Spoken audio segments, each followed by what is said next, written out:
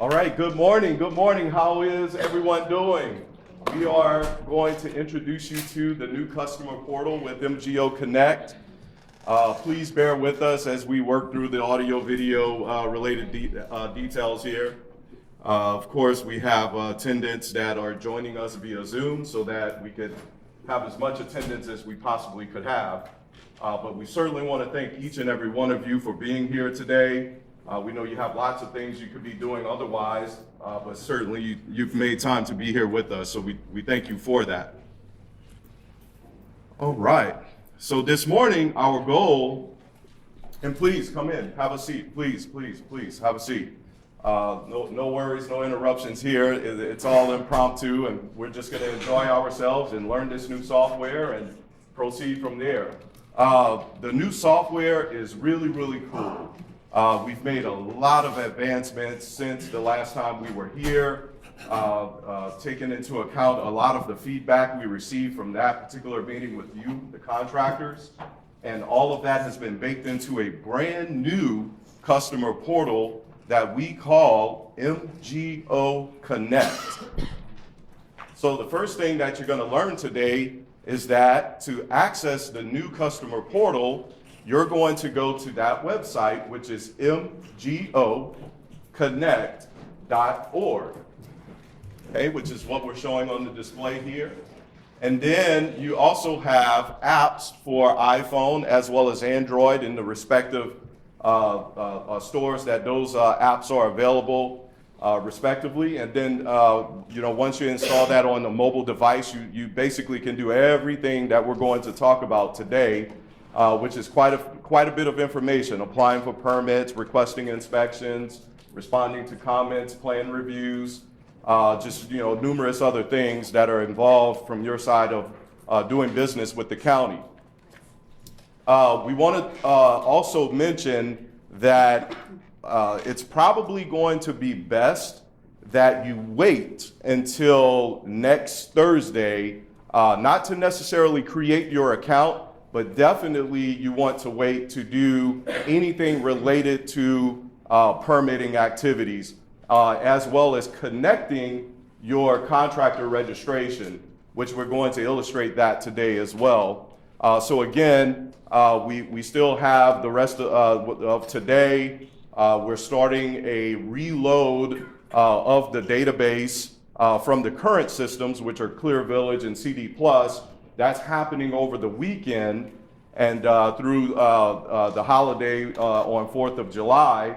And then on the 6th, all of that should be completed by then, which means at that time, all of your up-to-date contractor licensing information will finally be there and ready for you to complete that process, which again, we're going to illustrate today.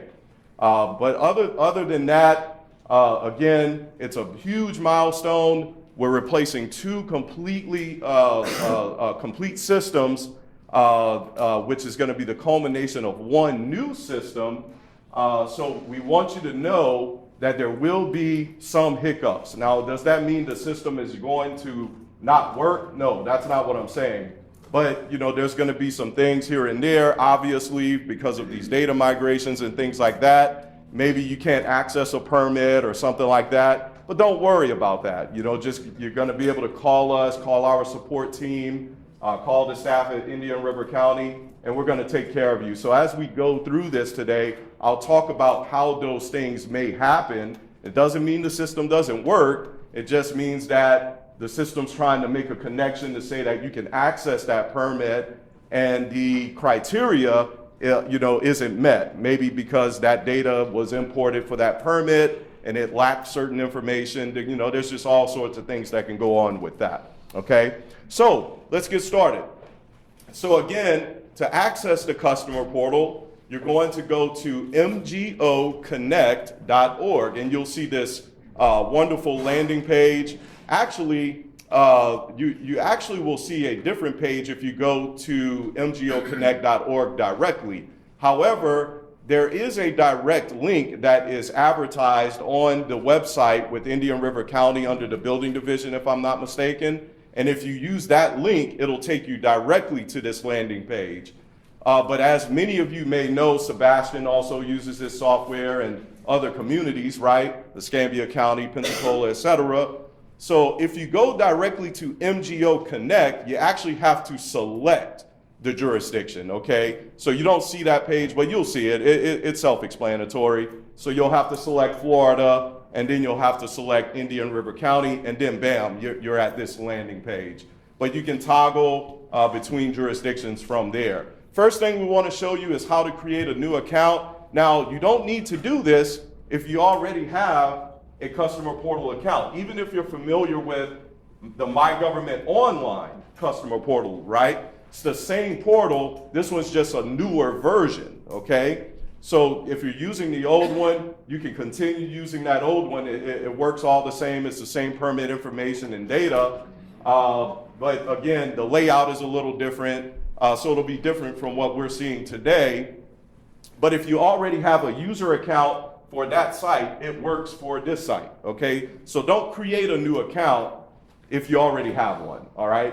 But if you don't have a new account, certainly you need to start there by selecting new account, and then you'll click continue there, and then it's just a simple form. You're just gonna tell us your name, your business name, email address, and of course a phone number where you can be reached. You're gonna pick a password, and you're gonna create an account. So it's really short and simple. You know, it's not complicated. And then once your account is created, you're going to receive a telephone call from the system automatically, okay? So that phone call should initialize within a couple of minutes after you click create account. And then you'll take that call, make sure you press 1 saying that, yes, that was me indeed creating that account. And then that phone number becomes what we call your verified telephone number, okay? And you can have more than one verified telephone number, but let me talk about that for a moment. What that phone number is doing is it's acting as your key to what permits you can access in the software, okay? So what I mean by that is, let's just think about all of the permits that are currently in CD Plus today. All of those permits that are there were loaded, you know, from your contractor database record where you're entered as the contractor or, you know, the person that's there. And whatever phone number is associated with your contractor database record is essentially your key where you can access that permit. So if you create this account and you use your cell phone number, but you know that's not the number that really is on file with Indian River County, then you want to definitely make sure you add another phone number, which is gonna be that phone number that is on file with Indian River County, okay? Which might be the main office number or something like that, right? That they have on file for that particular contractor. So definitely keep that in mind, because if you create an account, you use your cell number, because that's what most people typically do, and now you can't access a lot of permits. That's why, right? Because they don't have that cell number on file in all of these existing CD Plus permits, but it's another number which you should pretty much know what that number might be, but usually it's a main number of some sort. So let's show you how you can add additional phone numbers to your account. So first thing you would do is go ahead and log in. So we're gonna go ahead and log in. You know, you just created your account. You're gonna go ahead and put in your email address, and then you're going to put in your password that you've chosen, and you'll log in. And now that you've logged in, the first thing you wanna do is go up to your profile, which will be accessible in that area, correct? So you'll go ahead and click on your name there and then go into your profile, and there's an option where you can add or view your current My Numbers, and then you can also add additional numbers, okay? Now, remember, when you add this number, it's gonna call you, right? And you gotta be able to answer that phone call, okay? So if you are a larger business and the phone number that's kind of the main number on file with contractor licensing, goes to like a IVR system, you know, that you can't answer that phone really because it's more automated, then now we're going to have to manually verify that phone number for you on your behalf, okay? And the only way to have that happen is you're gonna either have to call Indian River County, the staff will verify it for you, or you can call us at My Government Online, which is a toll-free number. I'll give it to you at the end of class, and then you'll call us, and we can also go ahead and verify it for you, okay? But that's only if it's like a situation like that, where you know that main phone number that CD Plus has, you know, listed in all of your existing permits is a phone number that calls to a IVR where a human being can't answer it, then, you know, we have to manually verify that for you, okay? And we will do so. But that's where you would do that. You would add that. You can see your existing numbers. We don't really need to do one, but you guys get the concept there. Of course, once you add it, it's going to go ahead and call you. You'll validate it. And then now, what that basically is saying is that now you have opened that key so that you can access all of those existing permits in the software. Okay, so that's the first part of the lesson, is connecting, or basically making sure you have your phone number there that you know is pretty much the phone number Indian River County has on file for all of your existing permits, so that you can access them. Now, in order to do business online, you must have an associated contractor license with Indian River County, right? Or a comp card, it's sometimes referred to, okay? You need to connect that next to your customer portal account. It's not automatically connected, so that's the next component that we need to do when you set up your account with My Government Online for Indian River County. So that would be the next step that we would take. So that would be by going up, you'll notice that there's a contractors menu at the very top up there. And if you click that contractors menu, there's a button there that says Find My Registrations. Now what that button is doing is it's looking across basically, you know, several hundred cities, right, in the system to find out if you have licenses with any counties and cities that use My Government Online. And it's going to automatically find your Indian River County one because it's making two matches for this process.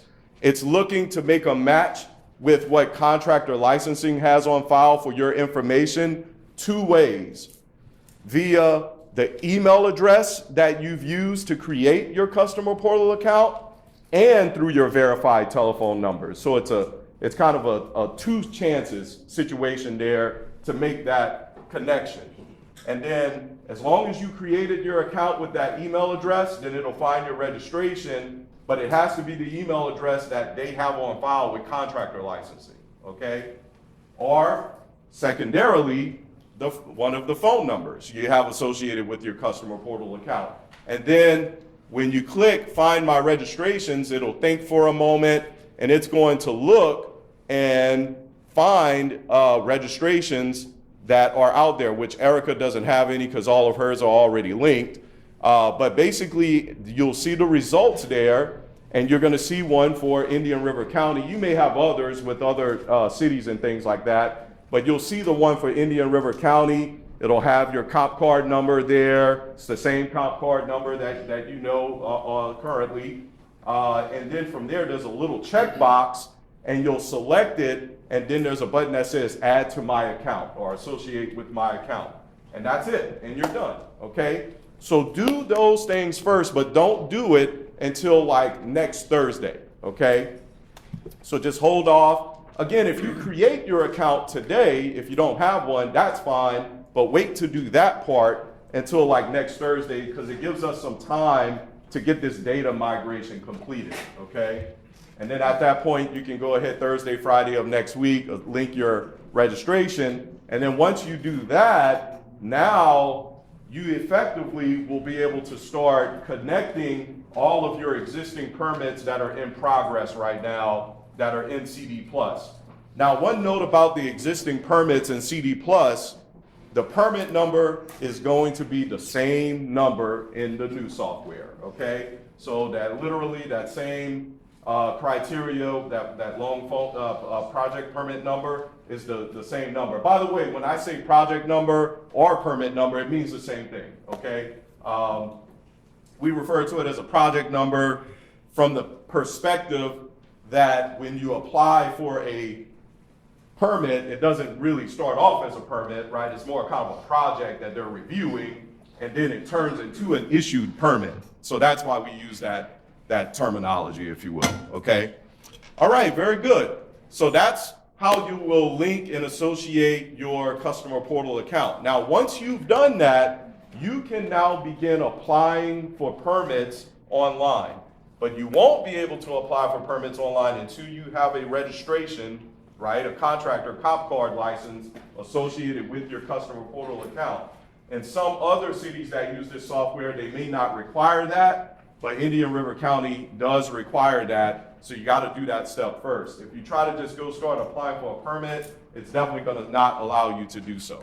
All right, so now let's go ahead and show you how to apply online for a permit. So you'll notice there on the home page, on the left side, there's a link that says apply online for a permit, okay? When you click that, you're going to have a decision tree here where you can go in and apply for a permit that's under the building division or under fire prevention. So if it's a fire system permit, like a sprinkler system or something like that, then you got to go to the Fire Prevention Bureau, right? So that's kind of that separation or that decision point. But if it's a building permit, electrical, mechanical, plumbing, window change out, aluminum, all the different things that the building department handles, then of course you'll go ahead and select building division, and then you'll get started on a new application. So you'll make that selection, and then now this list is going to list all of the various permit types that you can apply for. Currently, we only have a very small subset of those just for testing, but we're going to be turning them all on again, of course, so that the full list will be there. But for the purposes of today's training, we can actually just submit a pool and spa application as an example, or a commercial construction. It really doesn't matter, whichever one. Now, there are going to be, at times, little instructional documents that might be helpful to you by application type. So, for example, that's a PDF document there under commercial construction, and if you click that link, it'll actually bring up helpful resources, right, and documents and things like that. So just be mindful of that, because they may get that changed out over time, add documents and things that they want you to be aware of. And it's just going to be helpful so you don't have to go to the Indian River County website so much, because you're already actively in this portal so much. You can just see things here that they may want to communicate that may be new, policies and, approaches that they may want you guys to be aware of, okay? Just trying to build that added convenience there so you're working out of one portal as much as possible, even for the purposes of communicating information like that. Then you'll go ahead and select that application type, and it starts with the address of the property. So you'll provide the address of the property. Again, as it relates to this, we will be, the building department does validate these addresses, but be as accurate as you can, right? That way we can make sure the permits are processed timely and we're not having to do much research as it relates to that. It shouldn't be much, but again, just be as accurate as you can. Then you'll click next. So see, it's just like, all it is a wizard, okay? It's very intuitive and user-friendly. So, and look, every application is basically, I think it's 4 items if you scroll up a little bit more, 4 or 5 steps. Yeah. So see, every application type is this wizard, and it's made up of, give us the address, give us the contacts, right? Fill out the contacts, then answer these questions, and then upload your files, and you're done. Every application is structured the exact same way.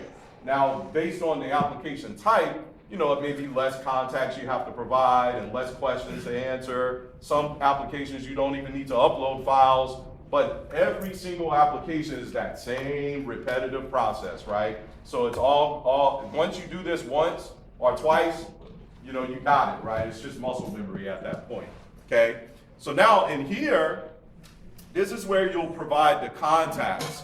And there are tabs at the top of the screen that are telling you the different contacts that the building department desires you to provide in that application, such as surveyor, engineer, the actual GC, superintendent, etc. Okay, and you'll just fill out these details.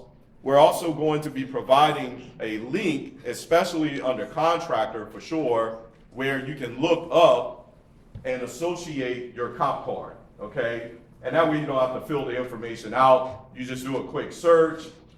It populates, and then now we have that contractor on file, assuming that you have selected a contractor. Maybe at times you haven't had a contractor selected yet, and you're just getting the permit started, so you can get into plan review and things like that. Maybe you're a permit runner, and they haven't selected a contractor yet. Okay.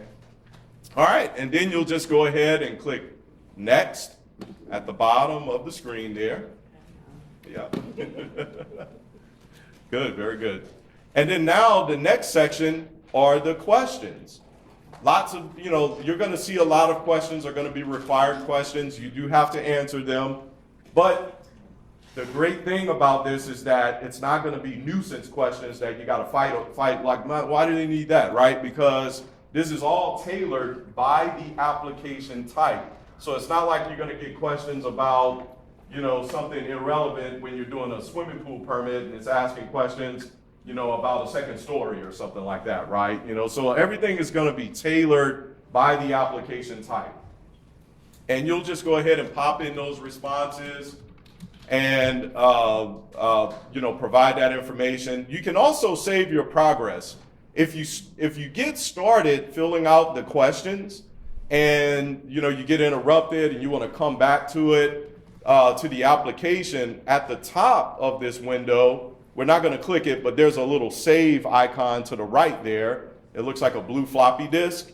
And what that would do is it allows you to save the application, save your progress, and then you can always come back to that application. And I'll show you where it goes in a moment once we finish up with this application in particular. But you can definitely save your progress, come back, work on it a little more. You don't have to complete it all at one time if you get interrupted or something like that. So we're just filling out this information, like job type, so it's new construction or an addition, etc., utility related questions. You have an acknowledgement here. You'll type in your name saying that you acknowledge and understand that. And then you'll go ahead and click next. And then this is, let's go all the way to the top. And then this is the final section, which is where you will upload your files. And Indian River County has done a phenomenal job with this whole process. I mean, it's been ongoing for some time, but it's not like it's just been sitting stagnant. We've been working on this constantly for 2 years or something, and maybe even longer. So there's a lot of thought that has gone into everything you're seeing here to make this as smooth as possible. And I can tell you it's because Scott in particular, he really cares about you guys and he wants this to be a favorable situation. So he's constantly always, asking questions. Hey, how can we improve this? Where can we make this a little slicker, right? And so that's what you're seeing. So I say all of that to say they've even suggested to you the files that, you might need to make sure you include with your submission, okay? So you don't forget things, right? The plans, the survey, other types of, energy certification documents and things like that. Notice of commencement if you haven't, So, you could do some of these things after the fact, but for the most part, the expectation is that you are indeed uploading these documents at this time. And then finally, once you upload those files, you can also drag and drop, right? You can drag and drop the file on each panel there, or just click on it, search, and then upload the file like that. And then finally, you would then just submit the application. And then what happens then is the system's gonna give you a temporary number. It's not it's not even a project number, right? It's just like a holding number, if you will, okay? And you're not expected to pay anything yet because they need to first vet it for completeness. It's not gonna go through full plan review or anything, but it's just gonna be a quick check by the building support specialist that intake the permits. They'll review those details, and then once they say, okay, yeah, this is definitely complete enough that we can get this going to plan review now, right? And that's when you're going to receive an invoice from the software to pay that application fee, right? The fee you pay up front, $75 or $200, whatever it is. So that you'll get an invoice explaining that, okay, hey, we've accepted your application, and when you pay your application fee, it's gonna move on to plan review when you do that, okay? So that application number is just a tracking number, but then when you get the invoice, that's when it's gonna give you that official project number on that invoice. And that basically is just kind of giving you that validation that we've accepted the application, it's now an official project. Here's how much you need to pay, your app fee. And then once you complete that payment, automatically it moves on into plan review and kicks things off so you can start getting comments and those types of details. Or perhaps just go straight onto permit issuance if it doesn't really require much of a plan review process, if you will. Okay. All right, very good. So that's how you apply online for a permit. Again, it's not complex, right? It's not complicated or challenging. The most challenging aspect to this is going to be making sure you get your comp card associated with your customer portal account.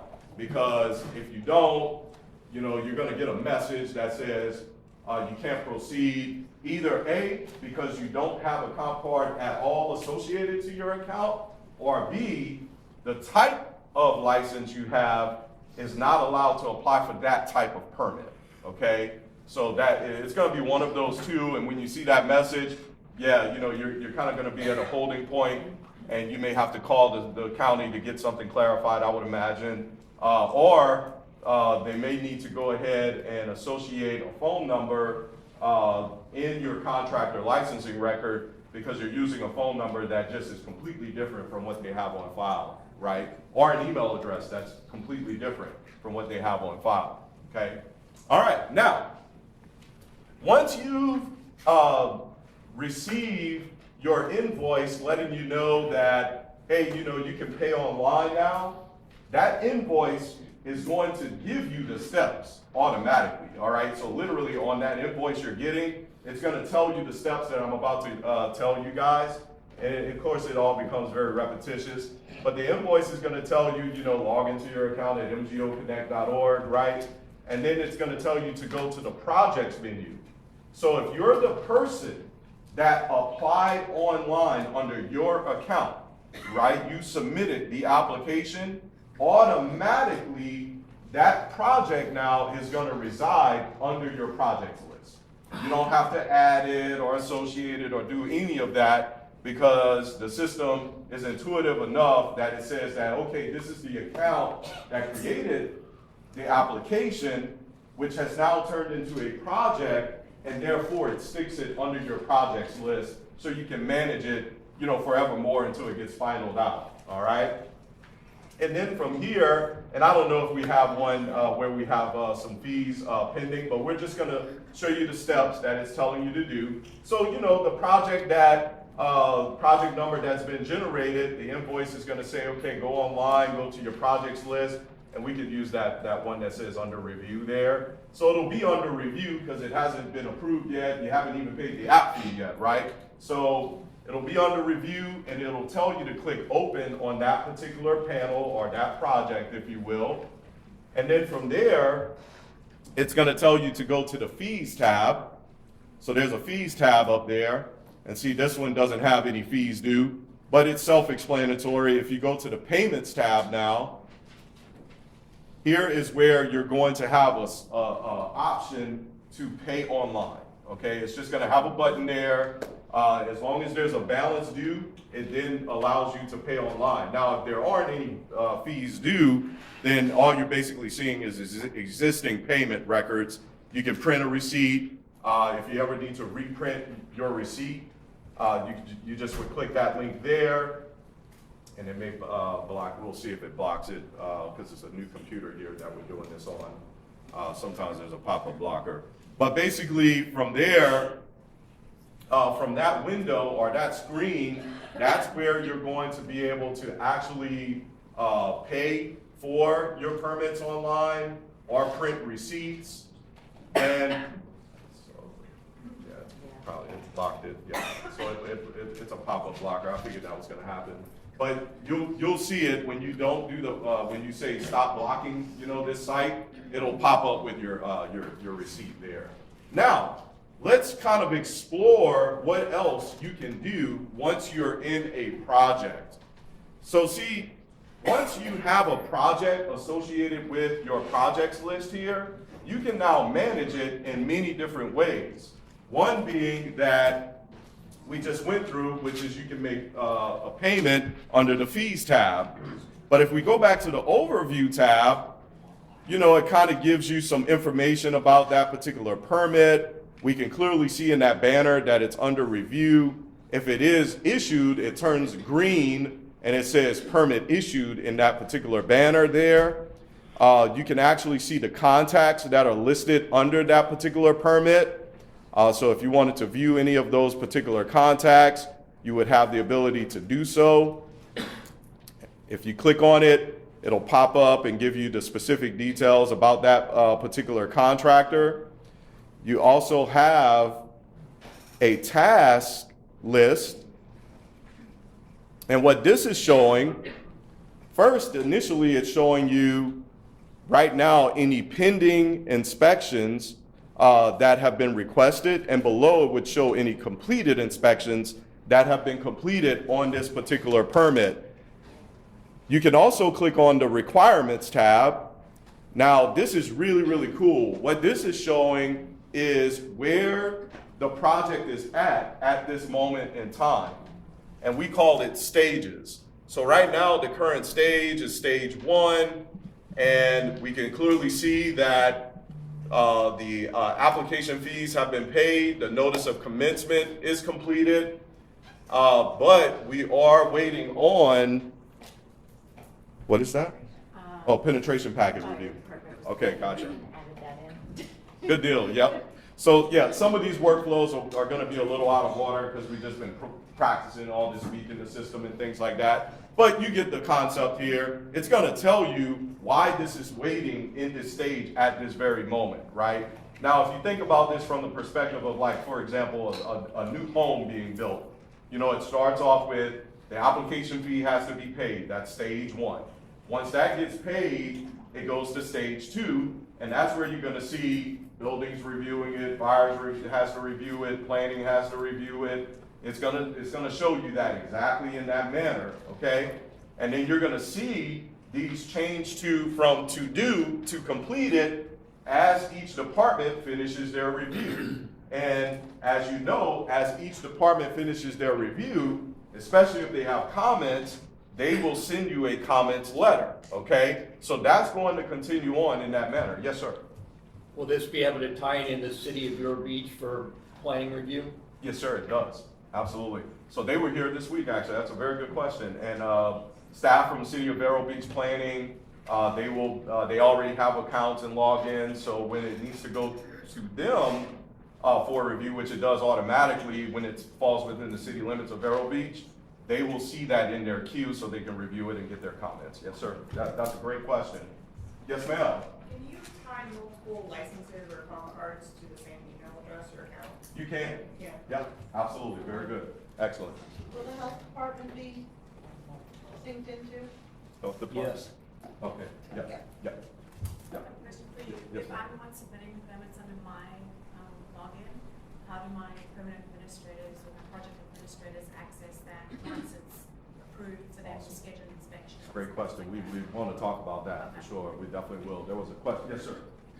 The project number that gets assigned in the beginning before you get to this stage, when does that occur and where do you enter in that number? That's question one. And then two, the permit being applied for needs to go to both building and fire. Does it automatically send it to both? Or do you have to tell it? Yes, sir, it does. Yes, sir. So, so that app number, when the permit staff, when they accept that application, it converts to a project number or a permit number, if you will, right? Automatically. And it sets a workflow based on that type of permit automatically. And that's how it knows, hey, when this app fee gets paid, it gets routed to these departments. And it does it automatically, yes, sir. So fire, building, environmental, engineering, there's a few others as well. I just can't recall them all, but definitely, that's a great question. Yeah. Often if you're doing a generator permit and you file the permit with the building department, if you check on it, they'll tell you, well, it's over to engineering. It seems like the communication is separated. Yes, sir. If I do a elevation certificate, go for permit, will that automatically communicate with the building department so I don't have to walk across the hall and ask them the same question? Yeah, we fixed that now. Absolutely, that's I don't good. have to get, hey, go for engineering check. Yeah, no, that's a great question because now the new software, we can facilitate that much better. And that's basically what we've derived based on, literally that exact So issue. if I put the package in, I don't have to bounce around the building anymore. I can just Correct. go to the portal and it'll tell me if it's out. Exactly, yeah. How we designed all these workflows was basically a worst case scenario. So when you submit and the front office staff reviews it, really it's already pre-programmed to go to every department that most likely always would require it. And then we have the flexibility on our end. So say you submitted the generator, but we know that it's on county water, the site does not have a septic tank, we just pull that health department review out. So automatically, it's going to all departments concurrently.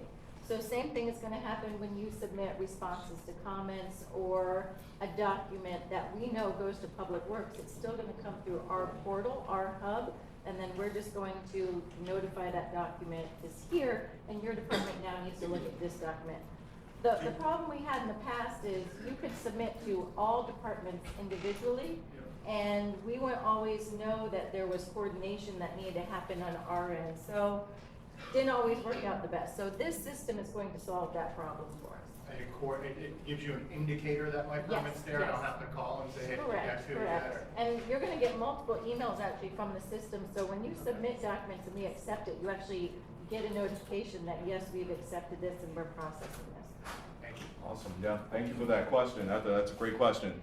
Yes, ma'am. I didn't see anything for subcontractors. If you have your primary or the contractor, where do your subs, do they have to be registered prior? Yes, same thing. So your subs We're are gonna actually have to getting be to that. registered. Is that gonna be the subcontractor affidavit they turn in to Yeah. set the subs Yep. on there? Yeah. So, the answer to that is, and forgive my ignorance here on this, but, still, you're gonna be required to turn in the subcontractor affidavit, but all of those guys definitely still need to be, of course, registered with the county. But when you turn in that affidavit, the building support specialists, they load them into the project. Yeah. And on your project, you're gonna see it under your contacts. So if you've submitted a sub affidavit and we've processed it, it's gonna show up. So this one's got an electrical sub on it. So any project that you have any sub listed is gonna show up under that contact section. Excellent, very good. Are we going to be required to put in all the sub-affidavits initially? No, you can do it like you are now. Basically, you might get it a week or two after you submit. You'll just upload that document to the portal and we'll process it. Yes, ma'am. So in the past, if I know that it's in the city limits, I'll submit my package to the city. Okay. And then I pick it up from them when it's done and then I submit it. If I do that, will it automatically prompt it to bypass the city, or will it go there and then they say it's already done? So if you already come to us, you already have your city approval in hand. Yes, ma'am. Then basically we're going to remove that review out of the requirements set because you don't need it anymore. On the other hand, if you submit to us and it is in the city, we do require their approval on it. Yes, it's gonna stay in that same format, it's gonna go to them electronically for review. So it recognizes that. Yes, All right. yes, well, we recognize it on our end when we review your application and look at what documents you submitted. I think I saw a hand back there. Yes, I don't know if this is a dumb question or not, but some building departments want a full application filled out in addition to filling everything out online. Do we do both? We are going to have that right now because we still need that notary information. So yes, while you're basically doing duplicate information, we're required to have that notary information. Okay, just making sure, because some require it, some don't. Yeah. Excellent. Yes, ma'am. If you're using a private provider, where's that communication? Do we upload that paperwork or is there a special Yeah. tab or no? Yeah, so you're gonna upload that information, same as you do now. So typically you have that multiple forms when you're using that private provider. You're gonna indicate the same, whether you're doing plan review, inspections, or both. Then that provider gets added to that application and selected as plan review or inspector, whatever they're doing on it. So it'll be on the overview. We'll see that on the overview. So you're gonna attach that documentation, same as you are now, and we're gonna enter it into that permit once we do our review. Yeah, absolutely. Yeah, and To bounce off your question, is that the same thing for the master permit number as well? Same thing, you're gonna still submit all the documents that you're already submitting, and then we're gonna take it from there.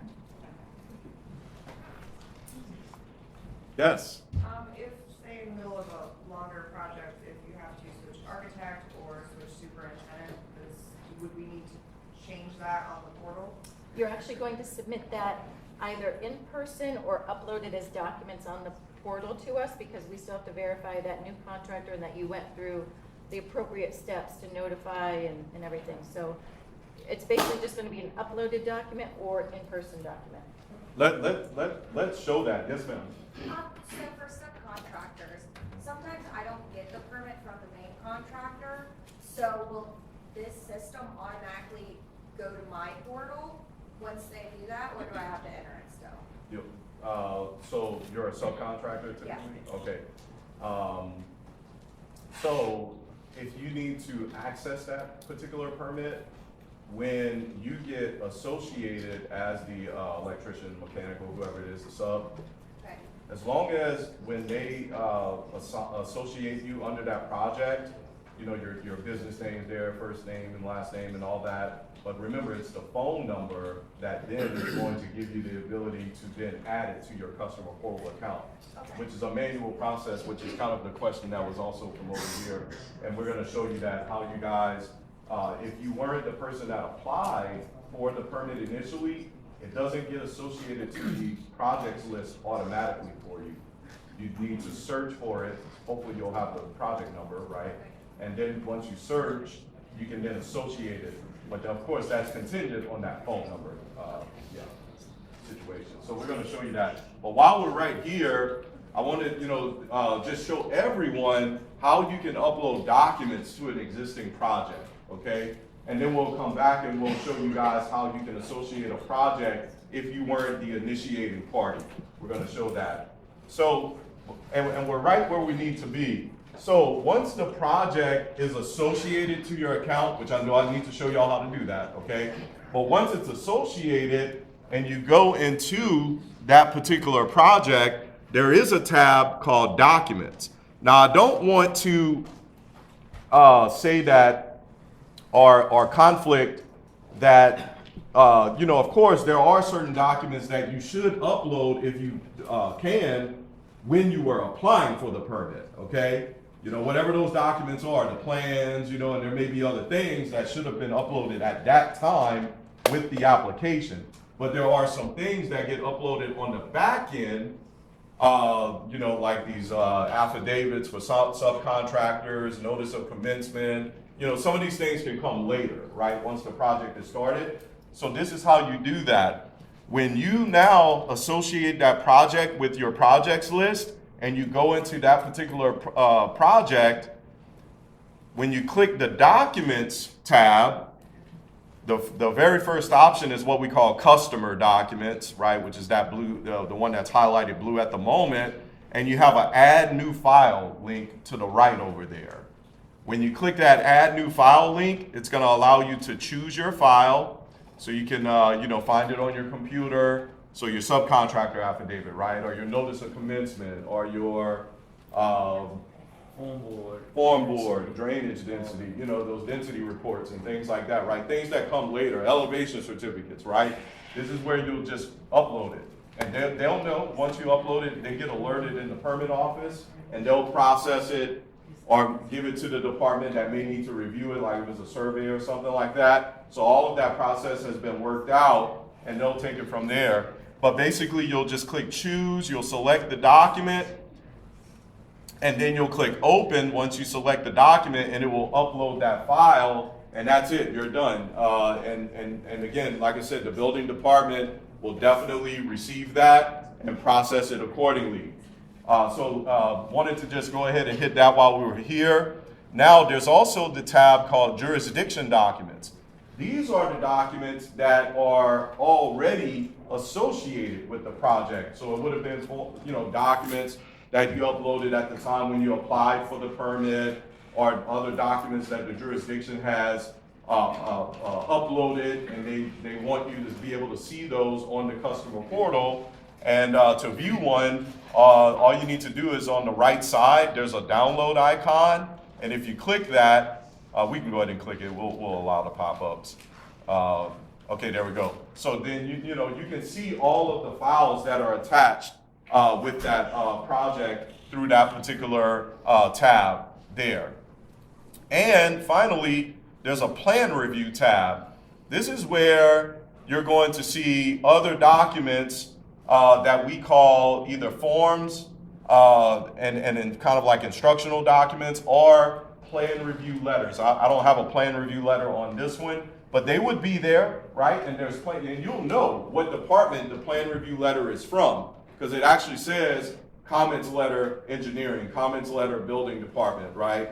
It'll actually list them all that have put comment letters there. Now, the great thing is that we've instructed staff to not just force you to go get the plan review letters here, although you can, it's easy enough to do that. But when they create a letter, they're trained to email it directly to you automatically from the system, okay? So it's great when you can get it instantaneously right in your email, but it's already always here as well, right, as a backup. So, if you need to access it rather in that particular area, you certainly can do so. Same thing with the permit invoice. When you get an invoice for payment of the application fees, or even all of the permit fees on the back end, those invoices are going to be in this area. And that document, again, it tells you what is required to be paid at that time, and the steps to pay online and all that good stuff. It's all communicated to you. However, the system also is really emailing that document directly to you. So while you can access it here, in reality, you really should be receiving it in real time as the permit is really being processed. But again, it's there as a backup on the customer portal as well. So that's the documents tab, and I wanted you guys to see that because I know it's important to you, all the questions related to affidavits and things like that, surveys and all those types of documents you'll be uploading to the project as it commences. Yes, ma'am? Is there any specific way we have to name these additional documents that they won't get like kickback or anything? Great question. Yeah, Great so question. we will provide a document on our website with some naming conventions. So we would like you to try and follow that. It's a little bit on the application itself. It does give you areas to upload certain documents like surveys, energy codes, things like that. So the clearer we can all be on naming, I think the easier it is for all parties involved that, if it's a survey, it should be labeled survey or site plan. But we will provide that on the website. Great question. We've talked about that this week, so that's a really good one. The one thing you definitely don't want to do is just, when it scans and it kind of just gives it a random number, just try to give it some sort of illustration there. When you're building plans, do you want them separated between architectural and structural? Can they come into one? It can come in one. It's really however your design professional prefers to do it. We've had it always. Okay. Excellent. And Maybe go over size. Yeah. Yeah, as far as sizing of the drawings, there really aren't any limitations, but technically there is a cap at 500 megs. So that's a really big file. Hopefully, you really don't have one that size. But if you get something that's getting really gigantic like that, then you're gonna wanna definitely, that would be the only situation to start breaking it up a little bit. Okay, there was a question. Yes, ma'am. You're submitting a revision to permit, do it under where you put customer stuff and attach the application, whatever else goes So, with it? yes, a revision we're gonna do basically as that document and then the upload. So when you're on the customer, you would do it as an add a new file. But we do have a different procedure for a submittal of response to comments where we have not issued your permit yet and you're responding to various departmental comments. So we will show you how to do that. But for revisions or any additional documents, you can just go to your documents and go to your add new file and upload it. Yes, ma'am. Does our qualifier and our engineer of record need to do anything for their electronic signatures? Same thing that they already have to They're do by already 61G, as long Okay. as they're following their procedures. Okay. That's all they have to do. Okay, coming back to you, ma'am. Did you still have that question? Okay, great, awesome. All right, man, you guys are awesome. These are phenomenal questions. Like, I don't even know the answers, Yes. For us trades that do over counter permits and stuff like that, air conditioning, electrical, plumbing, how quickly will we get that permit back? We've actually developed probably about 10 permit applications that you will be able to apply online, you'll be able to pay online, and it's an auto issuance that really doesn't go through plan review, anything like that. So we have basically a limited scope. We've expanded it because right now you can only do electrical and AC changeouts. So it will have plumbing, electrical, AC changeouts, so you can do basically all trades online, assuming it's smaller type jobs that you're already doing. Same thing for the re-roof shingle to shingle. That will also be an online auto issue, no review, just takes the money, you've answered the application, filled out those fields, and it will auto issue. Phenomenal, yep, absolutely. Yes, ma'am. Are we gonna still be able to walk in items, and tie to a digital, permit? Yes, so if you need to walk in, you can walk in. Basically, the staff is going to have to upload whatever documents you're trying to bring into us, or, use your portal, but yes, you still have the option to walk in. Okay, good, good. Yes, ma'am. Two questions. So RGC has two different divisions. Okay. So right now, when the one office turns in their permits, they've got to sign in, I've got to sign in. But anything coming back from like plan review or needed comes to my information, not to theirs. Is there a way to have that set up that everything the one office turns in, if a plan review or something's needed for them to finish their permit, it goes to them and not my office? Depends on how you fill out your contact information on your particular permits. So if you've set it up, so really it's only your phone number that's connecting those permits. If you've got different email addresses on your particular application that you've submitted, we're responding to that email that you've put on that particular application. Does that make sense? But they put in their email, that's the thing. So we're But going it's to. not going, it comes to my email when they need to. We've been trying to change that, Yeah, but there's. so that's probably in CD Plus, the contractor email, that's probably what you guys have set up. But we have spaces in this program for your applicant and your contractor. So Okay. say your contractor is RDC, but your applicant is really someone at the office, that's typically who we're gonna email it to. And a lot of times we're gonna, in plan review, we're probably gonna select both. So it goes to Well, that's fine, it's just kind of all they parties. just don't get most, Most some of, handful of the yeah. stuff that they need. I mean, I forward it, but heaven forbid something gets missed, Yes. so you're just looking at. Yes, maybe so that's all. in this system, we have the option to actually select multiple email recipients on a plan review comment letter. So typically, we can select your applicant, your contractor, your architect, your engineer. In one push of a button, it's just gonna go to all of them at one time. Okay. Great, great, that's awesome. Yes, ma'am. This may be for something you guys are gonna already talk about, but it's similar to that. So we have a permitting department and then we have our like construction department. So permitting, obviously, we do all the permits and once the permit is out. So for inspection notifications, is there a way for us to have a separate email for when, once the permitting is done, can we then like switch that permit so that the bulk of the inspections go to a different email address, so that going to the construction side rather than the permitting side? See, that's tying right into what she was just explaining. That's, So when you submit your application online, it's different from CD Plus. In this, in the software, My Government Online, you actually have a slot for the applicant, and then it's truly a separate slot for the contractor. And then you even have a slot for a superintendent, if it ended up being like a third person, you want to get those okay, notifications. so applicant would be like permitting department, contractor Yes. would be construction side. Exactly. Okay. Exactly. All right. That's exactly right. And so yeah, definitely take advantage of that. And that way, when the permit gets issued, the contractor will get those notifications. Okay. Yeah. Instead of you guys getting hit up. Yes, sir. So I see on the applications or the project, you're gonna put contact information. I saw ads. Can you revise them? Eventually, yes, we're working on that. That's the only thing that we haven't released yet. But there's going to be an ability so that you can manage those contacts yourself. So that's a great question. And then now, if there's it was an accident and they put in, the wrong email address or something, you'll be able to update it on this particular permit so that the right persons are getting those I notifications. guess I was thinking it from the usage.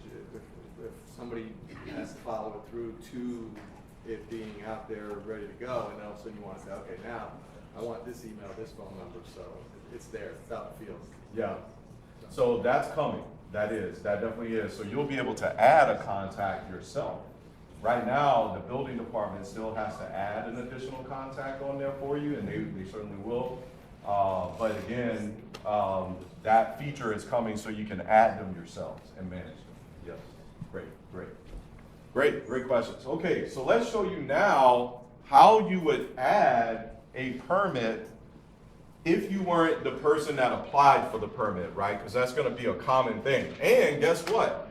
All of those existing CD Plus permits that are still in progress right now that you need to access, even if you were the person that applied for those permits, this system doesn't know who that is. So all of those, you're going to have to add them to your account. So you definitely need to see this part, okay? So how do you add an existing permit to your account? Well, again, like I said, we know CD Plus permits, you're gonna have to add those, you just have to add them. And then if it originated in this software, the person that originated it with their user account, it'll go under their projects list automatically, but anyone else, subs and things like that, you're gonna have to get the permit number so that you can then associate it. You can also use the address, but the permit number is nice and easy as well. So let's get a permit number. You can look under your projects list and just use one of those. 30, I guess. Yeah. All right. So now, of course, you need to at least know the permit number. We're going to go to home. So there's a link on the left side that's called search permits right there. What that search is going to do is allow you to search for any existing permit in the software. That includes all of the CD Plus permits. Now, again, just as a reminder, the CD Plus permit number is going to be exactly as it is today. There's no dashes in it, right? You're going to type that one just like it is. But the new permit numbers have these dashes in there. And that's so that we kind of have an indicator if it's a migrated one or a new one. But just keep that in mind. Now, when you search, you're going to go to search permits. Go back up. And then there's a tab called permits. You want to click on that tab called permits because that's what you effectively are searching for is an existing permit or project. And then under project details, there's a number field. You're going to go ahead and put in the permit number there that you want to add to your account. And then you're going to search using that search button at the bottom, and then it's going to bring up any matches that match that permit number. And as you can see, it brought up 2 permits because there's actually one under fire prevention with the same number, but theirs have an F at the end, like that, okay? All right, and then now you would say, okay, it's that bottom swimming pool permit is the one that I need to add to my account. And you'll notice there's 3 buttons over to the right there. It's one button, but it's 3 dots, if you will. Now, because this one is already added to Erica's account, you're not seeing the option. Normally it's going to be 3 options there. See, she can go straight to viewing that project. What's going to be there is another option that says add to my account, okay? That's the one you want to click on. You're going to click add to my account.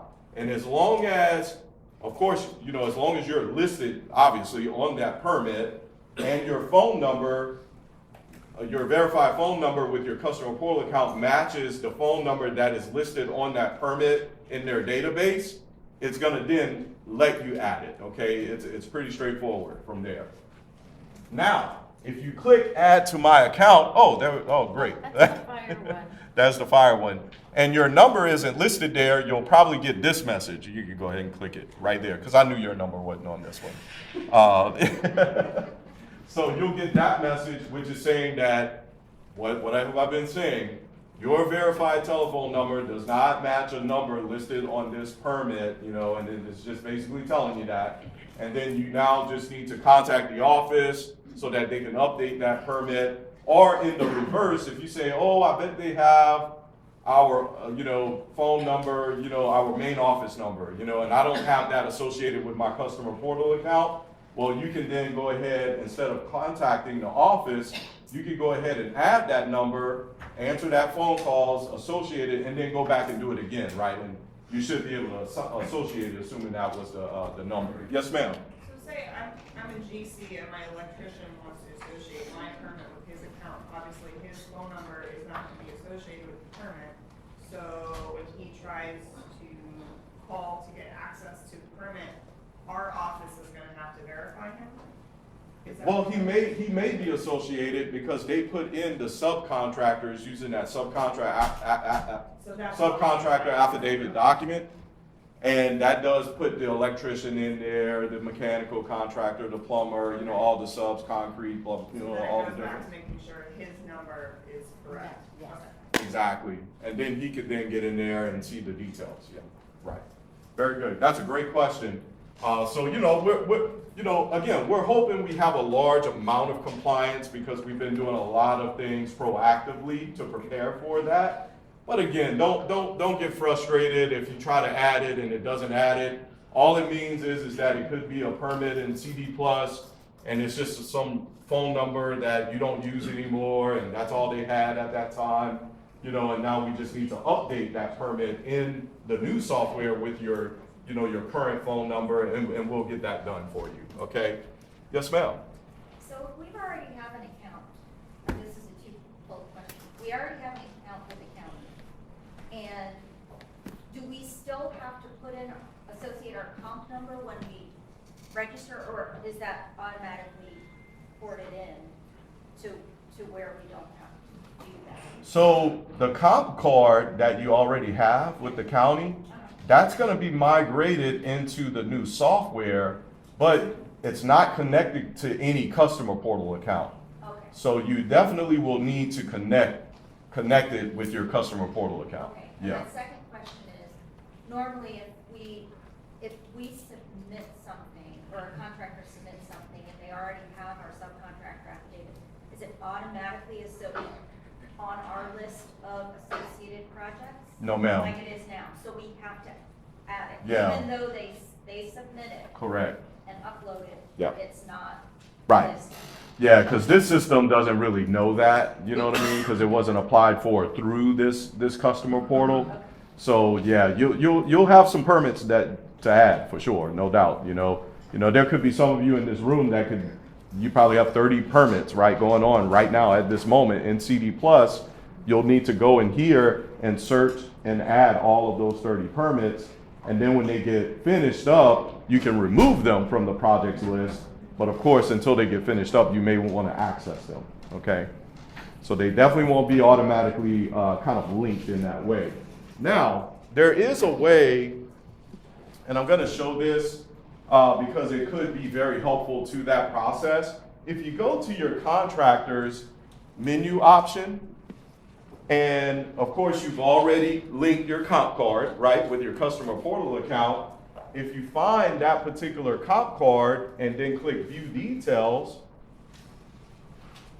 now you're in your actual contractor licensing record, okay? You know, the record that's on file for your license itself with Indian River County. And at the top, there's a link called permits.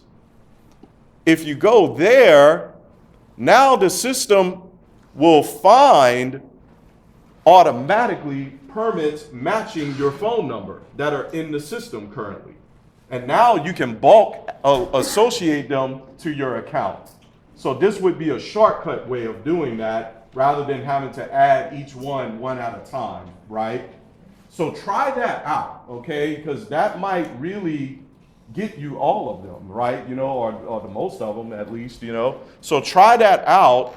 And now that when you do that, now when you go back to your projects list, all of those permits will now already be in your projects list because it was able to identify and make that connection for you. So through that menu option, you can go ahead and associate in bulk several permits like that. Some of them may be closed out, so you may uncheck a few, you know, because you don't want to add those final ones and things like that.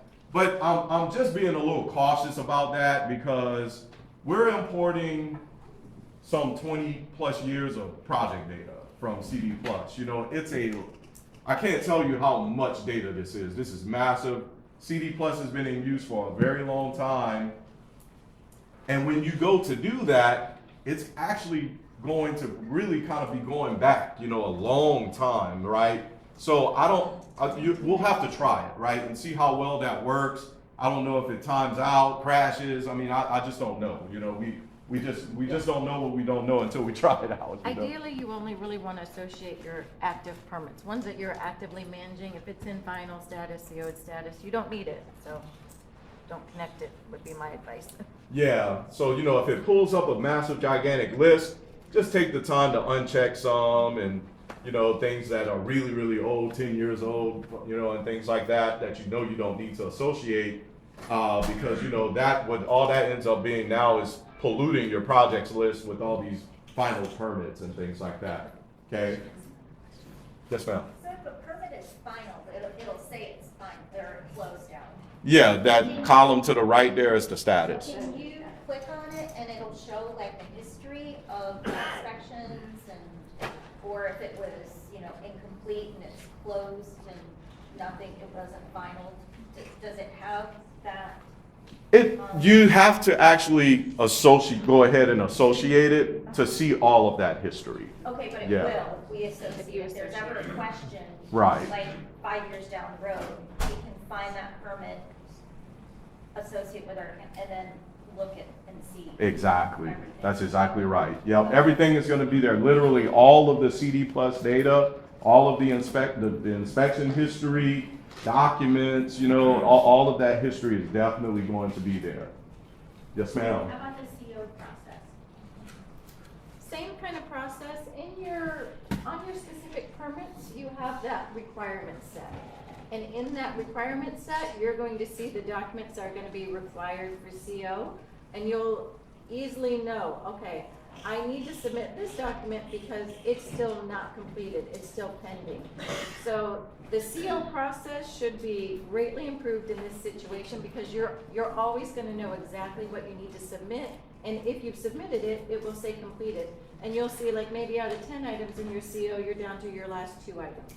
And then you should be able to grab a CO from there once that. Yes, all that's yes. So once it's issued, it's automatically going to go to your portal, and then you just be able to grab it from your portal.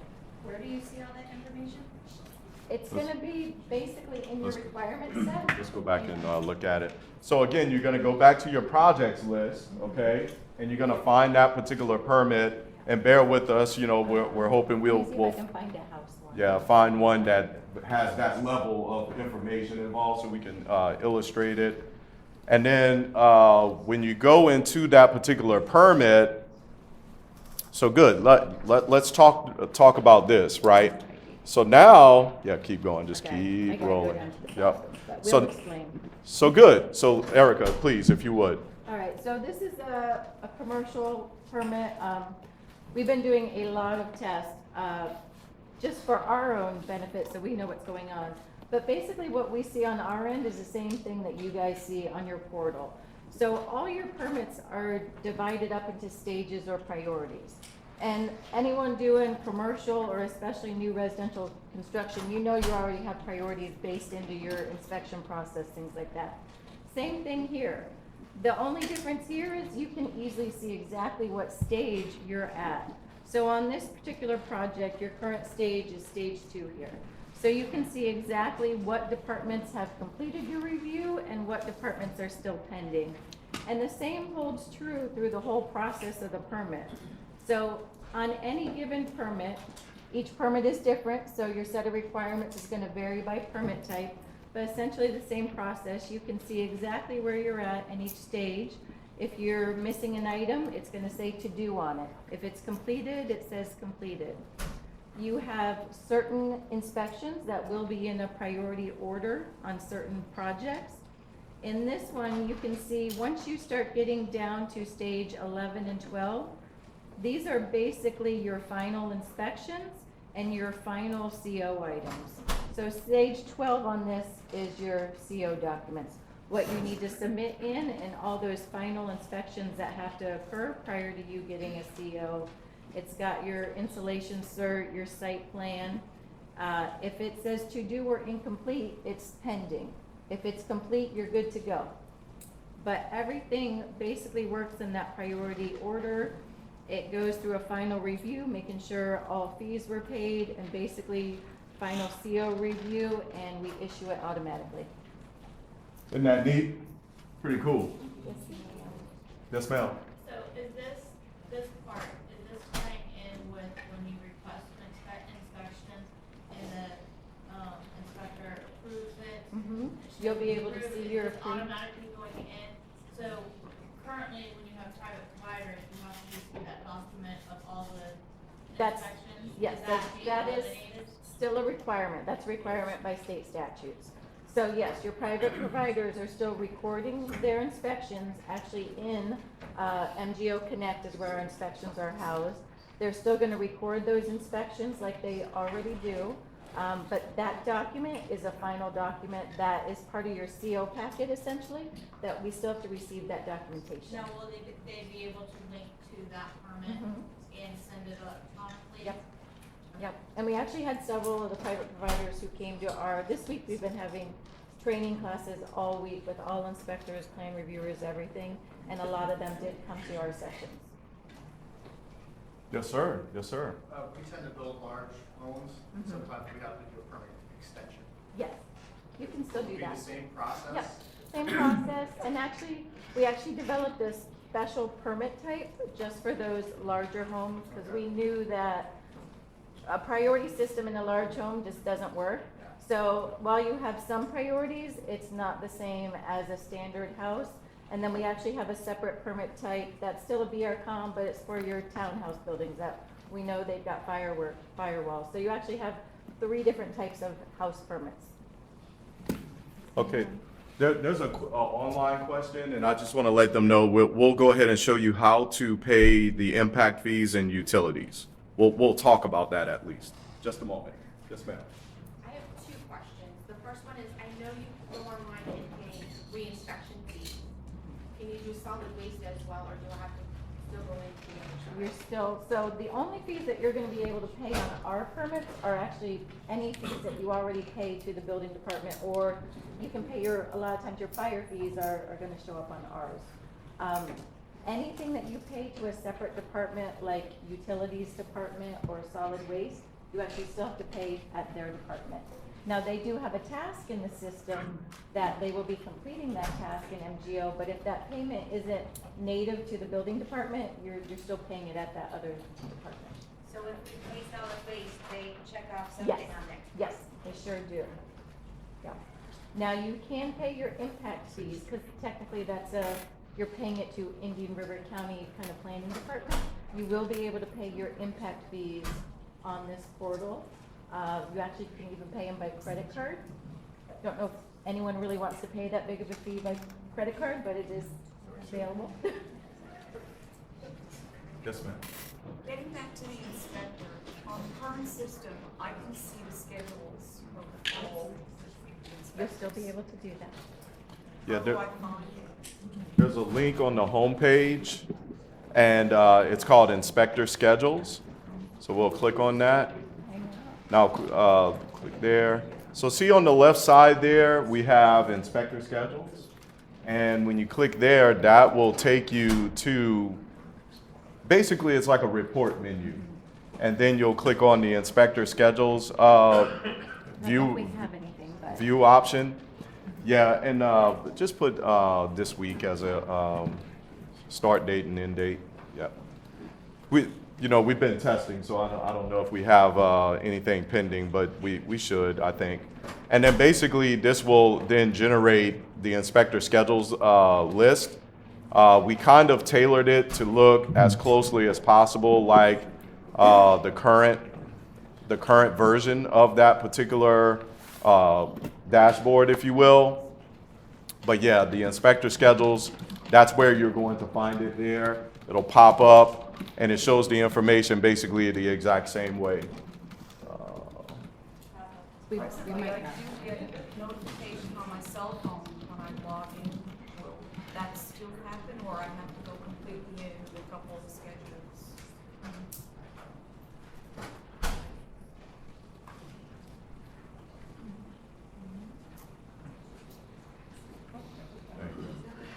So, it's going to look pretty similar, to the same layout, but it's in the form of a report in this platform.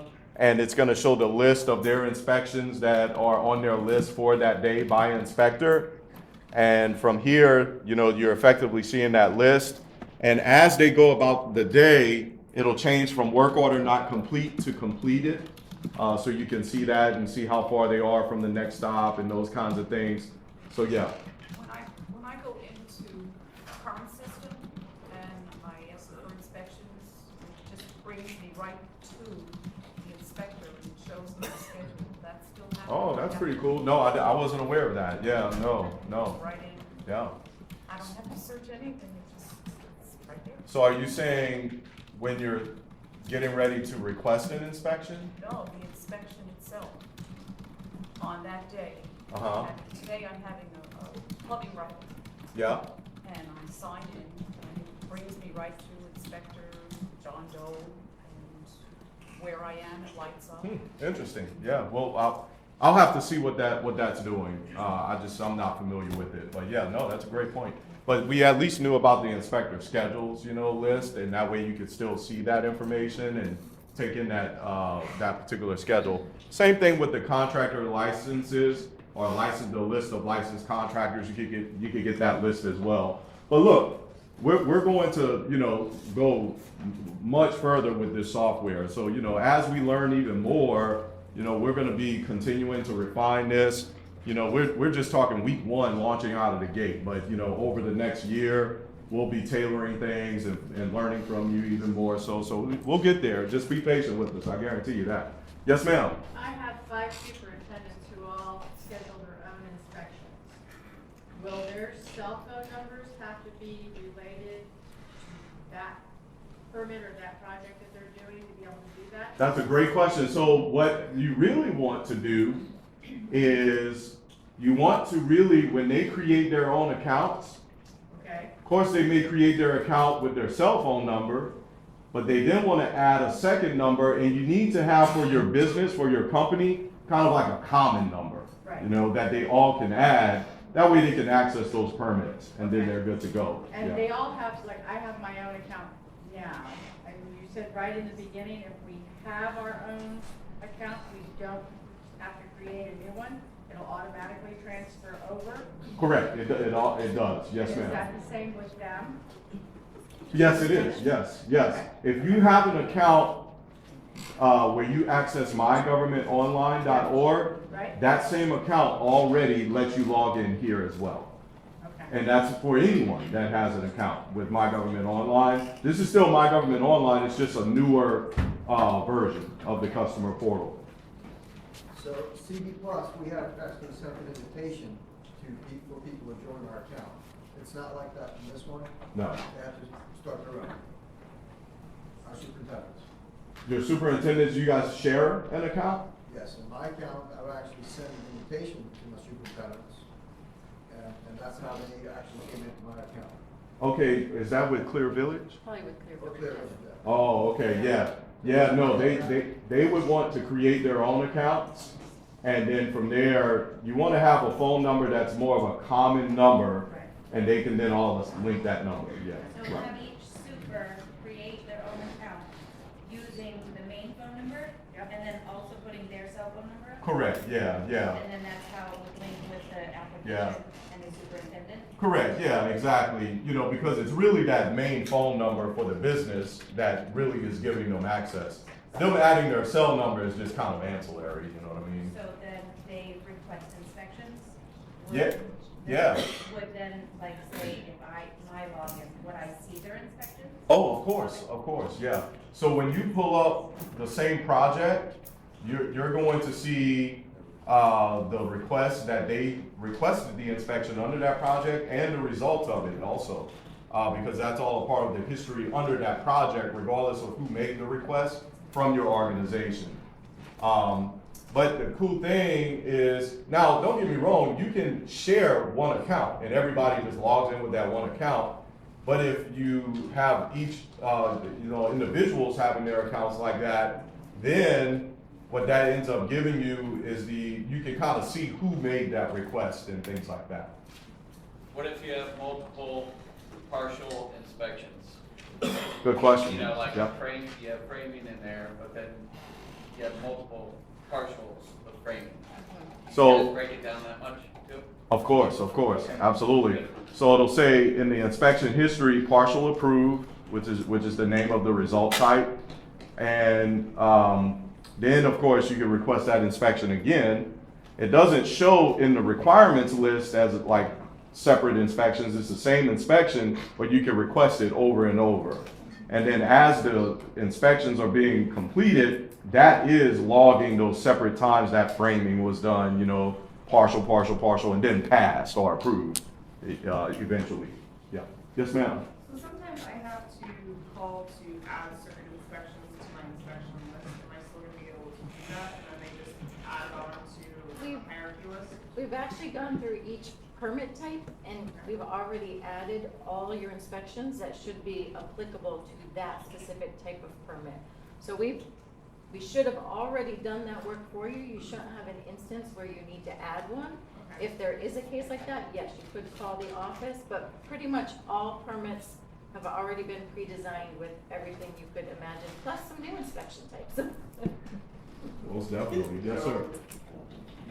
In a nutshell, the project executive puts his number into the system to start. My super's calling for inspection. I automatically am notified. So the phone number that is the key, as long as the office key is inserted, and the super's key is inserted, anything my super does, I'll have instant notification, and vice versa. Is that what's happening with? Not notification. Well, accessibility, I should say. Accessibility. Yes. Right. It definitely, for sure. Yeah. Yes, ma'am. We use Universal, a private provider for inspections. Would it be the same way? Same, they're gonna be using the system. So Going through they'll the be system using to the schedule? system. Most of them, I would assume, are gonna create their own accounts.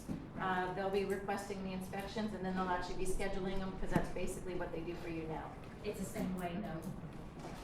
Good. Very good questions. Awesome. Yes, ma'am. Are you completely doing away with the confirmation codes? Yes. No, we have a confirmation number, and they have to link it all. Okay. Yes, ma'am.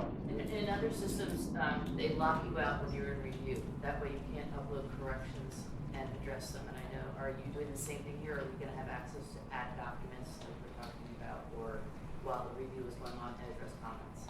Yeah, usually to just upload a file to an existing project, that's the reason why we're locking that out as well, because if you're responding to plan review comments, we don't want you to upload it like that. We're gonna show you here, it's actually an application that you kind of apply for, if you will, you know, to respond to plan review comments. But then once the permit is approved, maybe not even issued yet, but it's beyond the plan review phase, now you can start uploading directly to the project, you know, the NOCs, the subcontractor affidavits, yeah, all these other ancillary documents, all the way to the end. Yes, ma'am. That's right. Yes, sir. Okay, so engineers and architects can have their own accounts and they can respond to plan review comments and upload plans directly? Yeah. Okay. Yep. Absolutely. Yep. And so, you know, you just want to list, you know, that's why when you apply online, especially for building commercial, it's asking for, I think it was like the contractor, a surveyor, an engineer, a superintendent, like all those different contacts. Just make sure when you put them in, when you're applying, that one of those phone numbers is, you kind of need to know what their verified number is, you know, but as long as that number isn't there when you apply, they'll be able to access it and respond. Yeah. So a subcontractor, they're able to call, associate the permit to their website. Are they able to make inspection and the GC and confirm or deny that inspection request? So technically, if they're linked to that permit, like they can access it, right, as a sub, technically they can just request an inspection. So. But as a GC, am I able to approve or deny that inspection request if I've done it already? Yeah, no. It just gets submitted and then it gets put on the list for to be routed to an inspector. Yeah. Yeah, that specific contractor would have to say to their subs, I don't want you calling in inspections and I don't want you associated to my, you know. Yeah, right. So, you know, that's one of those things where you want to try to manage that if you can internally, because we're, you know, that way now we're not really kind of picking the poison for everybody. You know what I mean? It's kind of one of those things where it's like, okay, it's better to give them the ability to do it, but if you specifically on your project, your organization doesn't want them to do it, then you address it with them. Yeah. Can you cancel an inspection that's scheduled for the same? Oh, yes, yes. As long as it hasn't been assigned to the inspector yet. So up until that moment, you can definitely cancel the inspection. Now, once it's assigned though, that's it, because the inspector could, in theory, already be headed to that site and things like that. So that's kind of the policy with that. But yeah, you can cancel it. Can't cancel in the field. Yeah, that's not the current policy. Well, that's kind of something we talked about that they had been kind of experiencing with the inspectors. The inspectors were kind of, look, man, we're getting kind of, you know, we're feeling a little abused because sometimes we get a canceled inspection and, you know, we were almost there at the site and things like that. So we're using a lot of resources doing that. So that's kind of what we built into the system because of that feedback. Yeah, if you're gonna have some kind of issue like that, you might need to call the office, because exactly what Ken's saying is, the system's been abused. So we're looking at 80 contractors in here, so not all 80 contractors operate the same. Right. So we've had times when it's already scheduled for an inspector, he's heading in that direction because that's his zone, and he has 7 inspections canceled. The contractor really should have known the night before when he canceled, are you ready or not ready? So sometimes it rains, and sometimes there's a slab that washes out or whatever, and you need to cancel it. You might need to call the office or whatever, but because of some of those reasons, now that one inspector that typically would have 35, now he's reduced, and now the other guy has 35. You know, it's trying to balance loads and so forth. Yeah. It's difficult because we do get a lot of people that are sort of playing that scenario. And we have a scenario too that, we have this scenario that's happening. People are starting to indicate, I love this inspector, I don't like this other inspector. I see certain name on my inspection, I'm canceling. I'm gonna cancel for 5 days in a row until now I finally see Sam is on there. Oh, I finally got Sam. So, you know, we're trying to. Okay, that's all understandable, and I can see your point on that. However, if you follow the inspector's itinerary, that's not keeping up to date. And if you're, you know, the last 2 or 3 on the list, and you didn't get what was completed that you thought that day, I still think you should be able to cancel in your field. If you're, you know, 1 or 2 away, then yeah, you have a point that the inspector may be on his way. But one of the problems is, and I don't know if this is gonna solve this, is that the itinerary is not being kept up with. So I'm looking at one right now that I have an inspection, and, you know, he checked the first one off, and then nothing will happen for 2 or 3 hours, and then in an instant, 6 will be checked off. Yeah, there are some of those instances, so when we come across that, not every area of the town is perfect, so they're trying to sync as often as possible. And then there's also the thing that you're watching, so it can't be a perfect system. We could eliminate that system so you don't know when the inspector's gonna show up. That's not customer service. We want to provide something that you guys can basically watch someone's route. But in the case of the 7 getting canceled, and you thought, hey, I'm probably 3 hours away, I don't need to really go out to that project till 10. He got 7 canceled, he might be showing up sooner, and you say, well, how come he showed up so soon? Well, you should have been ready anyway. If you're taking the gamble of, hey, I'm gonna try and beat the inspector, that's really not what the system's for. It's a system of trying to give you some idea of who your inspector is, their phone number if you need to contact them. They're not always gonna answer their phone because they have to do 30, 40 inspections. And then, hey, this is roughly when he's gonna show up. But if you're trying to say, hey, I'm watching it all the way up to, I'm 2 away, and now I'm gonna cancel, he could already be driving from this end of town, trying to get over to the bridge or so forth, and you're gonna do that. It's just, it sort of is a little bit abusive. We're trying to make a friendly system, but we can't cover every single scenario. You know, especially if they're not accessed on the web and suddenly you've been watching them, then you say, hey, 2 hours later, suddenly, well, they could be doing a 1-hour inspection and they haven't synced, you know, that often. Now they come up to their truck, they do another result, they sync, and now it did catch up for 1 hour or 2 hours. So it is not a perfect system. You should be ready for the inspection. Can we get them a Wi-Fi hotspot in their vehicles so it would sync? Why is that funny? I think that's a legitimate, we got plenty of money in the budget to do it. I think the thing is though, is even if you have a hotspot, or if you have cellular integrated into the device directly, it's still subject to connecting to the towers, you know? So even the hotspots really wouldn't resolve that, you know, direct issue, of course. So if they have the cellular network included in their devices, which I'm pretty sure they do, then that's probably as good as it's gonna get. The hotspot probably won't give them any advantages to that. I wouldn't think. Right. And your time frame for scheduling is still the same, 4 AM, I believe, is our cutoff time currently, and that will still stay the same, so. Can schedule up to 4 AM, absolutely. Same day, yep, for sure.